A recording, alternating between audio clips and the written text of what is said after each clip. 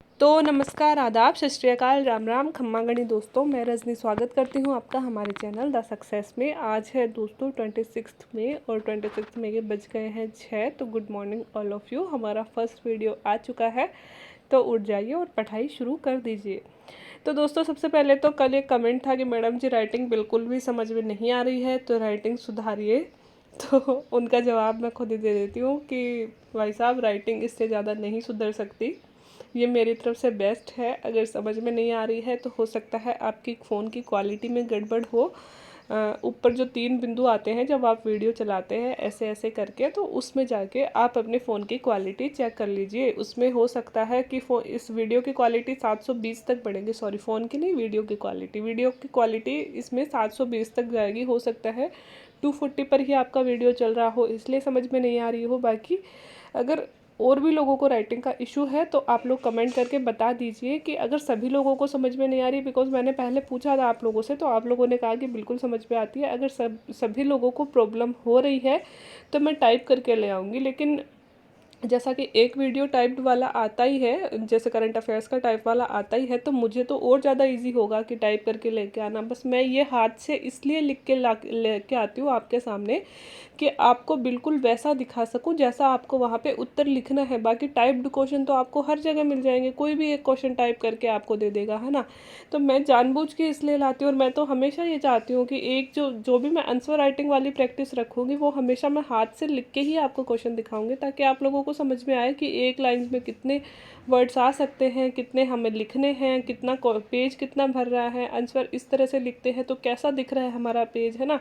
इसलिए मैं ऐसा जानबूझ के लेके आती हूँ। नहीं तो मुझे कोई इशू नहीं है। अगर आप लोग कहोगे कि आपको ये वाला वीडियो भी टाइप पैटर्न में चाहिए, तो मतलब पीपीटी वाला ही मॉडल चाहिए, तो मैं वैसा ले आऊँगी, नो इशू, है ना। क्योंकि एक वीडियो मैं वैसा लाती हूँ, वो मेरे लिए और भी ईजी होता है बनाना। इसमें तो मुझे फिर भी थोड़ी मतलब मेहनत करनी पड़ती है। इसमें तो लिखना भी पड़ता है ना। फिर ऊपर से अंडरलाइन भी करो, फिर खुद भी पढ़ो भी, है ना। फिर उसका फ़ोटो भी ले, फिर उसकी पीडीएफ भी बनाओ, स्कैन भी करो, बहुत सारी चीज़ें करनी पड़ती है ना। तो इसमें तो मुझे और ज़्यादा दिक्कत होती है। तो अगर आप सभी लोगों को समझ में नहीं आ रही है राइटिंग, और आप सभी लोगों को चाहिए कि आपको पीपीटी ही चाहिए, क्वेश्चन की टाइप्ड क्वेश्चन ही चाहिए, जैसे और चैनल्स पे होती है, न्यूज़ आती है, वैसे ही मैं ले आया करूँगी, नो इशू। आप लोग बता दीजिएगा नीचे कमेंट बॉक्स में कमेंट करके।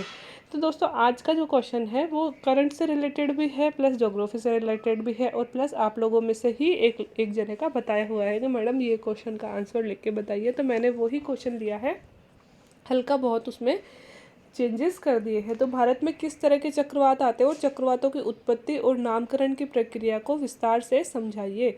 तो ये मैंने 100 शब्दों में लिया है, बिकॉज अभी ताउते आया है, आपको पता है, और ताउते के कारण चक्रवात चर्चा में है। और ताउते के जस्ट बाद में आ गया है यास तूफान, ठीक है। और इसके इसके अलावा पिछले साल भी निवार और अम्फान आया था, निवार आया था, और भी कई तरह के, एक गति भी आया था, है ना, जो इंडिया में कम थे और जगह ज़्यादा थे। तो कई तरह के चक्रवात पिछली बार भी आए थे। तो इसी कारण से चक्रवात क्यों आते हैं, चक्रवात की डेफिनेशन कहाँ है, भारत में कहाँ से चक्रवात आते हैं, है ना, और चक्रवात किन किन परिस्थितियों में बनते हैं, और चक्रवात का नामकरण, है ना। तो नामकरण वैसे मैंने आपको जो करंट अफेयर्स का वीडियो है उसमें पूरा समझा दिया था। तो यहाँ पे मैं थोड़ा सा शॉर्ट में चलूँगी, नामकरण वाला। यहाँ पे चक्रवात की डेफिनेशन और चक्रवात के बारे में थोड़ा ज़्यादा देख लेंगे। तो अगर दोस्तों करें भारत की बात, तो भारत में आने वाले चक्रवात उष्णकटिबंधीय चक्रवात हैं, जिनमें हाल ही में बंगाल की खाड़ी में आया हुआ यास और अरब सागर में उत्पन्न ताउते तूफान प्रमुख रहे। तो दोस्तों छोटा सा मैप मैं आपको एक बार बना के बता देती हूँ। नहीं, मैं अपनी बनाऊँगी, आज बनाएंगे हमारा गोला। ये 0 डिग्री भूमध्य रेखा आपको पता है, ये 23.5 डिग्री है कर्क रेखा, ये 66.5 है, और ये है दोस्तों 90 डिग्री उत्तरी अक्षांश, और इधर भी वही 23.5, 66.5 और 90 डिग्री दक्षिणी अक्षांश। तो दोस्तों उत्तर में 23.5 को बोलते हैं कर्क रेखा, और दक्षिण में 23.5 को बोलते हैं मकर रेखा, ठीक है। और इस 0 डिग्री को तो आपको पता ही है, विषुवत वृत्त भी बोलते हैं, भूमध्य रेखा भी बोलते हैं, 0 डिग्री भी बोलते हैं। तो दोस्तों 0 डिग्री से लेकर 23.5 वाले इलाके में जो भी चक्रवात आते हैं वो होते हैं उष्णकटिबंधीय चक्रवात, क्योंकि इस क्षेत्र को, इस कटिबंध को हम क्या बोलते हैं, उष्णकटिबंधीय कटिबंध, है ना। 23.5 से 66.5 वाला इलाका कौन सा होता है, वो होता है शीतोष्ण कटिबंध, है ना, शीतोष्ण कटिबंध होता है ना। और जो 66.5 से 90 वाला होता है शीत कटिबंध, है ना। ये आप सबने पढ़ा है। तो इसी के अनुसार दोस्तों ये जो कटिबंध बांटे गए हैं उसी के अनुसार चक्रवातों का नामकरण किया गया है। ये जो उष्ण कटिबंधीय क्षेत्र में आ रहे हैं उन्हें बोलते हैं उष्ण कटिबंधीय चक्रवात, और जो शीतोष्ण कटिबंधीय क्षेत्र में आ रहे हैं उन्हें बोलते हैं शीतोष्ण कटिबंधीय चक्रवात। तो दोस्तों भारत आपको पता है कि उष्ण कटिबंध में पड़ता है ना। 23.5 डिग्री हमारे कहाँ से गुजरती है, 23.5 डिग्री गुजरती है हमारे बांसवाड़ा से होकर, राजस्थान की बात करें बांसवाड़ा डूंगरपुर से होकर भारत के लगभग मध्य से गुजरती है। और जलवायु दशाओं की बात करें तो भारत लगभग, तो मतलब भारत यहाँ से स्थित है, ये स्थित है भारत, है ना। तो भारत का कुछ भाग तो आ जाएगा शीतोष्ण में, कुछ भाग आ जाएगा उष्ण में, लेकिन भारत की परिस्थितियों का अध्ययन करें जलवायु का तो लगभग हमारे सारी परिस्थितियाँ उष्ण कटिबंध जैसी ही हैं। बिकॉज हमारे यहाँ पे हिमालय जा रहा है और हिमालय उत्तर से आने वाली ठंडी हवाओं को हमारे तक पहुँचने नहीं देता, इसलिए शीत कटिबंध जैसे जलवायु दिशाएं हमारे यहाँ पे कम है ना। उष्ण कटिबंधीय ही मिलती है। इसलिए भारत में कौन से चक्रवात आएंगे, अगर हमारी यहाँ पे स्थिति है तो उष्ण कटिबंधीय चक्रवात आएंगे, है ना। तो इसलिए भारत में आने वाले चक्रवात उष्ण कटिबंधीय चक्रवात कहलाते हैं। और जो देश दोस्तों यहाँ 66.5 के आसपास स्थित है वहाँ पे आते हैं शीतोष्ण कटिबंधीय चक्रवात। लेकिन हमसे शीतोष्ण कटिबंधीय कोई नहीं पूछेगा, क्योंकि हम खुद उष्ण में स्थित हैं और हमारे उष्ण कटिबंधीय चक्रवात ही हमेशा आते हैं। तो इसलिए हमारे लिए उष्ण कटिबंधीय चक्रवात ही इम्पोर्टेंट हो जाते हैं। तो यहाँ पे इंट्रोडक्शन में हम इस तरह से ही लग सकते हैं कि भारत में आने वाले जो चक्रवात हैं वह उष्ण कटिबंधीय चक्रवात होते हैं, जिसमें हाल ही में बंगाल की खाड़ी में आया हुआ यास चक्रवात, अरब सागर में उत्पन्न ताऊ-ते चक्रवात प्रमुख रहे। और अगर मेंस तक और भी कोई तूफान आता है तो उसका नाम भी आप बता सकते हो। जैसे मैंने बोला है कि आने वाला जो तूफान है उसका नाम होगा गुलाब। अब वो कब आएगा ये पता नहीं है, लेकिन नाम पहले से आपको पता है, डिसाइड हो जाता है। और ये नाम किसने दिया है, पाकिस्तान ने दिया है, ठीक है। अच्छा ये बताइए आप कि जो ताऊते का नाम तो आपको पता है, हिंसक छिपकली को ताऊते बोलते थे म्यांमार में। यास चक्रवात का जो नामकरण है वो कौन से देश ने किया है और यास का मतलब क्या होता है, दोनों चीज़ें आप कमेंट बॉक्स में कमेंट करके बताइएगा। और ये वाला गूगल सर्च मत करना, ये मैंने आपको करंट अफेयर्स में पढ़ाया था, तो देखती हूँ कितना याद रहता है आप लोगों को, ठीक है। तो दोस्तों चक्रवात की अगर थोड़ी सी डेफिनेशन देखें तो चक्रवात वह निम्न वायुदाब का केंद्र होता है जिसके चारों ओर जो चारों ओर से समवायुदाबीय रेखाओं से घिरा होता है और परिधि से केंद्र की ओर चक्रीय गति से हवाएं चलती है जो उत्तरी गोलार्ध में एंटी क्लॉकवाइज होती है। अब दोस्तों यहाँ पे हम बात भी उत्तरी गोलार्ध की करेंगे, क्योंकि हम खुद उत्तरी गोलार्ध में स्थित है। क्योंकि ये हमारा जो गोला है ये 0 डिग्री है, इसके इधर वाला भाग दक्षिणी गोलार्ध, इधर वाला भाग उत्तरी गोलार्ध। तो भारत यहाँ स्थित है तो हम उत्तरी गोलार्ध में स्थित है, तो बात भी यहाँ की करेंगे। वैसे भी दक्षिणी गोलार्ध में इतना स्थल नहीं है दोस्तों, जल ज़्यादा है, इसलिए वहाँ पर ऐसी चीज़ों का महत्व कम है। अपने इधर ज़्यादा है क्योंकि अपने यहाँ पे स्थल ज़्यादा है, ठीक है। तो दोस्तों चक्रवात एक निम्न वायुदाब के केंद्र होते हैं, मतलब एक ऐसा क्षेत्र होता है जहां परिधि के बीच में तो निम्न वायुदाब होते हैं और बाहर की तरफ चलते हैं तो वहां पे वायुदाब बढ़ता जाता है।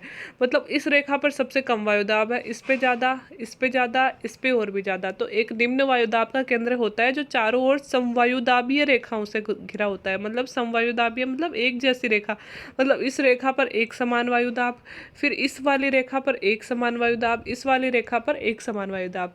तो दोस्तों आपने पढ़ा होगा कि हवाएं किधर चलती हैं, हमेशा उच्च वायुदाब से निम्न वायुदाब की ओर चलती है ना। तो उच्च वायुदाब किधर है, बाहर की तरफ, और निम्न वायुदाब किधर है, अंदर की तरफ। तो हवाओं की गति क्या होगी चक्रवात में, ये होगी उच्च वायुदाब से निम्न वायुदाब की तरफ होगी, ठीक है। ये हवाओं की गति होगी। ये तो चक्रवात की डेफिनेशन हो गई। एक चीज हमने और बता दी कि इन हवाओं की जो दिशा है वह उत्तरी गोलार्ध में एंटी क्लॉकवाइज होती है। क्लॉक कैसे होती है हमारी, एक, ये 12, 1 2 3। तो अगर हवा की दिशा ऐसी है तो वो क्लॉकवाइज हो गई, अगर हवा की दिशा ऐसी है ना, तो वो एंटी क्लॉकवाइज हो गई। मतलब 12 से 1 की तरफ चल रहे हैं तो वो क्लॉकवाइज हो गई। लेकिन अगर 12 से हम 11 इधर चल रहे हैं, 11 10 9 8 7 इधर चल रहे हैं तो वो एंटी क्लॉकवाइज हो गई। तो हमारे उत्तरी गोलार्ध में हवाओं की दिशा हमेशा एंटी क्लॉकवाइज होती है, ऐसे होती है, ऐसे एंटी क्लॉकवाइज होती है, क्योंकि क्लॉक इधर से चलती है ना, लेकिन हवाएं हमारे इधर से चलती है। तो उत्तरी गोलार्ध में हमेशा चक्रवातों में दिशा एंटी क्लॉकवाइज चलती है। दक्षिणी गोलार्ध में क्लॉकवाइज चलती है, लेकिन उत्तरी गोलार्ध में एंटी क्लॉकवाइज चलती है। ठीक है। तो ये हमने पढ़ लिया चक्रवात होता क्या है। तो सबसे पहले आप चक्रवात के बारे में अभी क्या चल रहा है वो बता दिया हमने, फिर हमने बता दिया चक्रवातों की डेफिनेशन क्या होती है। फिर हमसे पूछा गया है कि चक्रवातों की उत्पत्ति के लिए आवश्यक दशाएं बताइए, तो वही मैंने बताई है दोस्तों। चक्रवात क्योंकि हम यहाँ पे उष्णकटिबंधीय चक्रवातों की ही बात करेंगे, क्योंकि शीतोष्ण कटिबंधीय चक्रवात हमारे लिए बिल्कुल भी इम्पोर्टेंट नहीं है, इसलिए हम वहाँ नहीं जाएंगे। हाँ, अगर आप ज्योग्राफी पढ़ रहे हो तो आपको पहले चक्रवात पढ़ना पड़ेगा, फिर शीतोष्ण और उष्ण में डिफरेंस पढ़ना पड़ेगा, फिर आप शीतोष्ण ही पहले पढ़ोगे और फिर आप उष्ण पढ़ोगे, क्योंकि शीतोष्ण चक्रवातों में और भी कई सारी नई नई चीज़ें होती हैं और उष्ण बिल्कुल अलग होता है उससे, है ना। लेकिन खतरनाक होते हैं उष्ण वाले, शीतोष्ण वाले इतने खतरनाक नहीं होते हैं। लेकिन हम यहाँ पे क्या पढ़ेंगे, सिर्फ उष्ण ही पढ़ेंगे, है ना। शीतोष्ण हमारे लिए इम्पोर्टेंट नहीं है। तो दोस्तों सबसे पहली बात तो जो उष्णकटिबंधीय चक्रवात है, नाम से ही पता चल रहा है, ये चक्रवात कर्क और मकर रेखाओं के बीच में 5 से 30 डिग्री उत्तरी और दक्षिणी अक्षांशों के बीच में उत्पन्न होते हैं। तो दोस्तों आपको मैंने बता ही दिया कि कर्क और मकर रेखा के बीच वाले क्षेत्र को ही उष्णकटिबंध कहते हैं और उन्हीं के बीच में ये उत्पन्न होते हैं। कहाँ कहाँ से, 5 से लेकर 30 डिग्री, 5 से 30 डिग्री उत्तरी अक्षांश के बीच में, 5 से 30 डिग्री दक्षिणी अक्षांश के बीच में। तो इसे आप 8 से 30 भी बोल सकते हो, वो ज़्यादा बेटर रहेगा, 8 से 30 डिग्री उत्तरी और दक्षिणी अक्षांश। ये क्यों?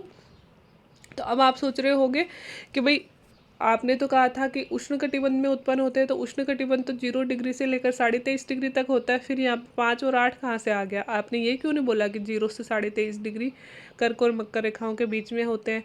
क्योंकि दोस्तों 0 डिग्री जो है वहाँ पे कोरियोलिस बल बिल्कुल भी नहीं होता है, शून्य होता है कोरियोलिस बल के। और बिना कोरियोलिस बल के दोस्तों हवाएं चक्राकार नहीं हो पाती हैं। और हवाएं देखो, अच्छा आपको ये तो आपने साइंस में पढ़ा होगा ना, कोरियोलिस बल सबसे कम कहाँ होता है और सबसे ज़्यादा कहाँ होता है।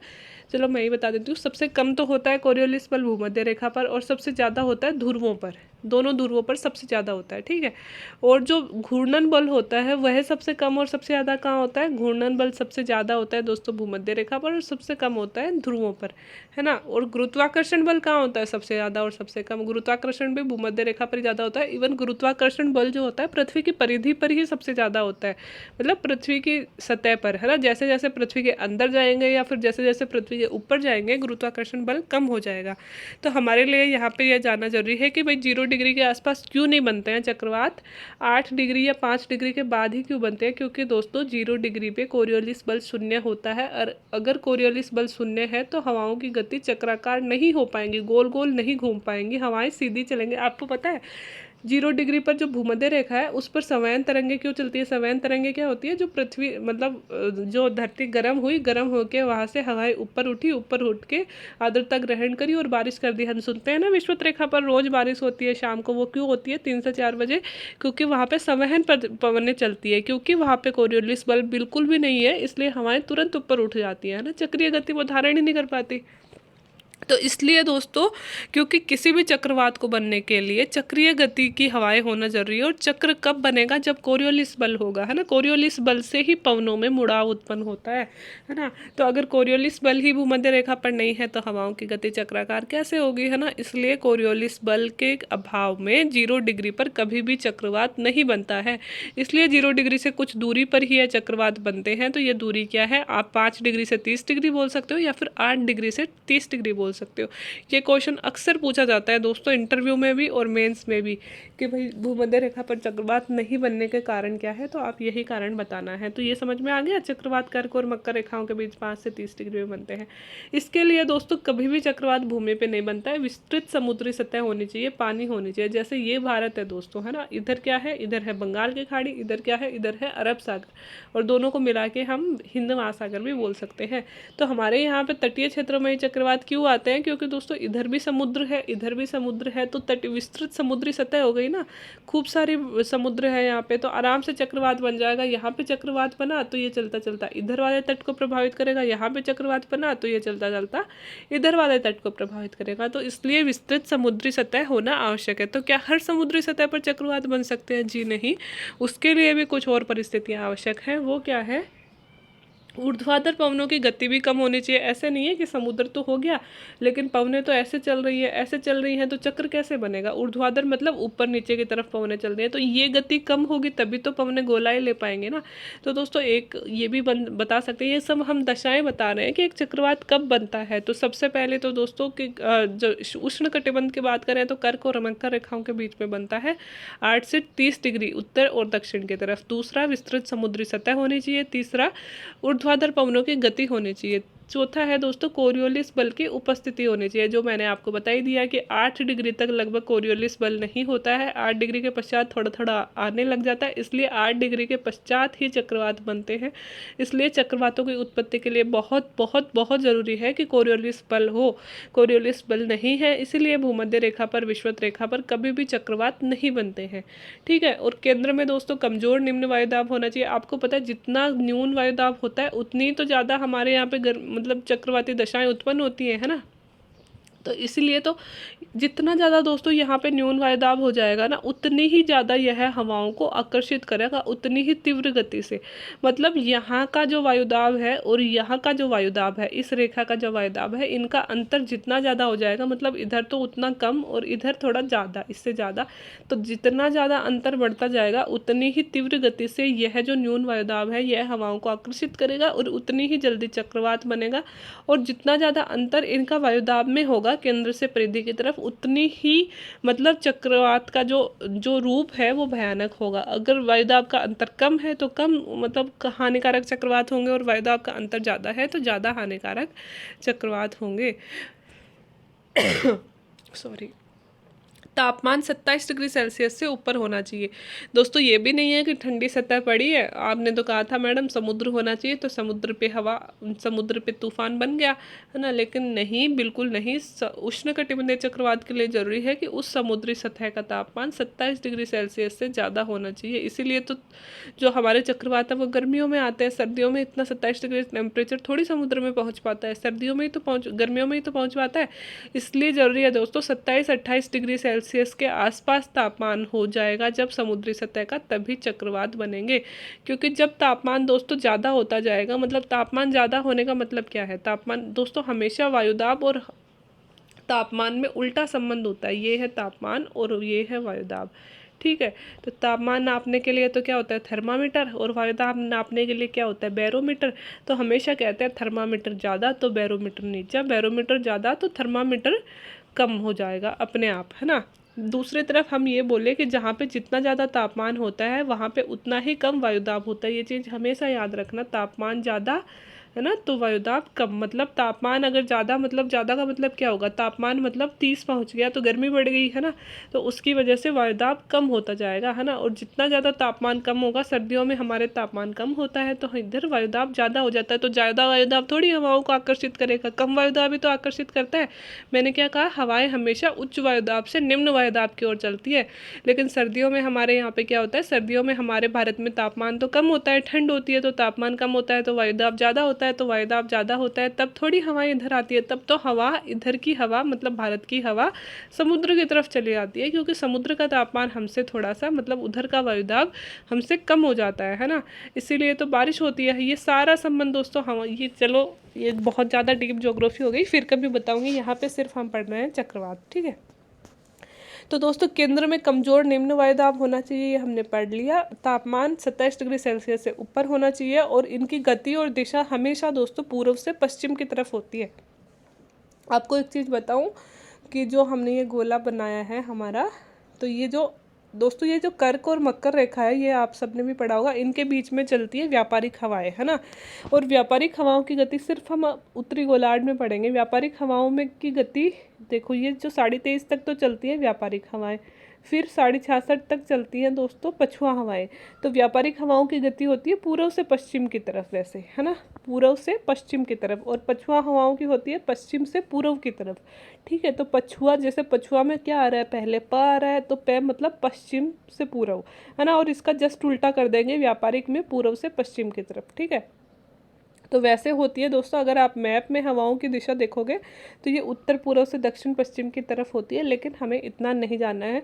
बिकॉज ऑफ व्यापारिक हवाओं की गति होती है पूर्व से पश्चिम की तरफ, और हम कौन से कटिबंध में आते हैं, इस कटिबंध में ही आते हैं। मतलब हमारे जो भी हवाएं आएंगी व्यापारिक हवाओं के क्षेत्र में ही आएंगी। इसलिए अगर हमारे यहाँ पे ये जो चक्रवात बनता है, जैसे एक सेकेंड, जैसे ये भारत, क्या बना दिया मैंने, एक सेकेंड, थोड़ा सा गैस कर लेना, बस बता रही हूँ।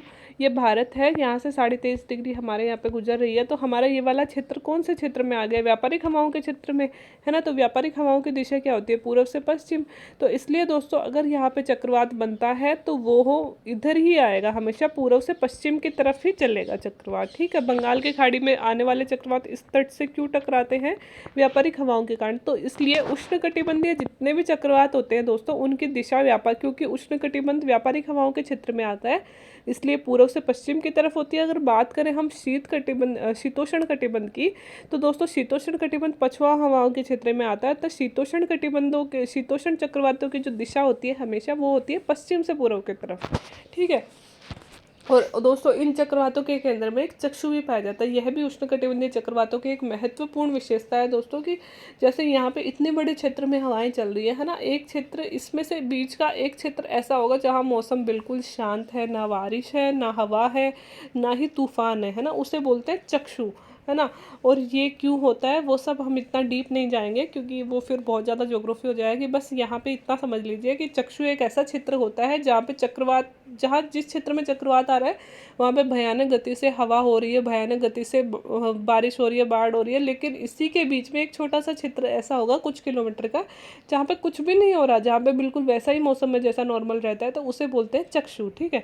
तो ये दोस्तों उष्णकटिबंधीय चक्रवातों की विशेषताएं हो गई, आपको पता ही है, मैंने सारी समझा भी दी। वैसे यहाँ पे मैंने चक्रवात का वो नहीं बनाया, एक मैप अगर बनाना चाहो तो इस तरह से आप बना लेना एक, कि इस तरह से यहाँ पे ऐसे हवाएं चलती हैं उष्णकटिबंधीय, यहाँ पे लिख देना निम्न वायुदाब, इधर लिख देना उच्च वायुदाब, हवाओं की गति लिख देना एंटी क्लॉकवाइज उत्तरी गोलार्ध में, ठीक है। इस तरह से आप बना सकते हो। अब दोस्तों चक्रवातों का नामकरण वैसे मैंने आपको उधर पढ़ा भी दिया था, इसमें थोड़ी सी मिस्टेक भी है दोस्तों, क्योंकि अब 13 देश हो गए ना नामकरण करने वाले, पहले 8 ही देश थे। तो मैंने जहाँ से लिया उसमें 8 ही देश थे, तो इसलिए मैंने 8 ही लिख दिया। आप इसमें सुधार कर लेना, वो वाले कल वाले करंट के जो वीडियो में मैंने पढ़ाया था वहाँ पे देख के।